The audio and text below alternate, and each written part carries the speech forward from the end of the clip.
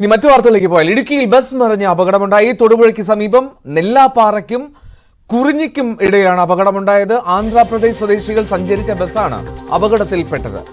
സാഗർ വിവരങ്ങൾ നൽകും. തൊടുപുഴയിൽ നിന്ന് സാഗർ, എങ്ങനെയാണ് അപകടം സംഭവിച്ചത്?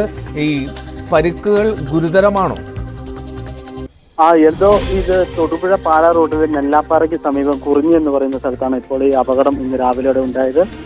അന്തർ സംസ്ഥാന ബസ്സാണ് അപകടത്തിൽപ്പെട്ടിരിക്കുന്നത്. ഇത് ബാംഗ്ലൂരിൽ നിന്നും തിരുവല്ലയ്ക്ക് പോയ ബസ്സാണ് ഇത്തരത്തിൽ അപകടത്തിൽപ്പെട്ടത്. രാവിലെ ഭാഗത്ത് കനത്ത മഴയുണ്ടായിരുന്നു. ഇത് അപകടം നടന്ന ഭാഗം അടുത്തൊരു വളവ് ഇറക്കമുള്ളൊരു പ്രദേശമാണ്.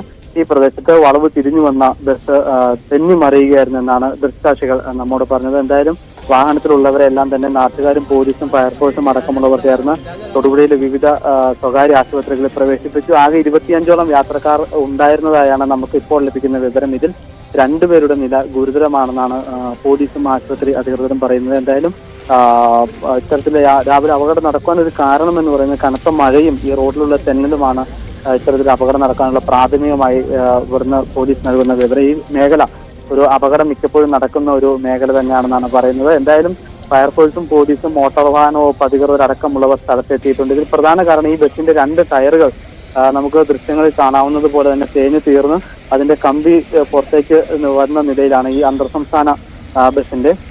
കാരണം ഇത്രത്തോളം ദൂരെ യാത്ര നടത്തുന്ന ബസിന്റെ ടയറുകളെല്ലാം തന്നെ ഉറപ്പുവരുത്തിയതിനു ശേഷമാണ് മോട്ടോർ വാഹന വകുപ്പ് അധികൃതർ പുറത്തേക്ക് ഇറക്കി വിടുന്നതെങ്കിലും ഈ ബസിന്റെ ടയറുകൾ രണ്ടും അത്തരത്തിലാണ് നമുക്ക് കാണാൻ സാധിക്കുന്നത്. സ്ഥലത്ത് മാണി സി കാപ്പൻ MLA ഉള്ളവർ സ്ഥലത്തെത്തിയിട്ടുണ്ട്. രക്ഷാപ്രവർത്തനങ്ങൾ ഇവിടെ എല്ലാവരും ആശുപത്രിയിലേക്ക് എത്തിച്ചു കഴിഞ്ഞു. ഇപ്പോൾ ഈ മറിഞ്ഞു കിടക്കുന്ന ബസ് റോഡിലേക്ക് ഉയർത്താനുള്ള ഒരു നടപടിയാണ് ഇപ്പോൾ പുരോഗമിച്ചുകൊണ്ടിരിക്കുന്നത്.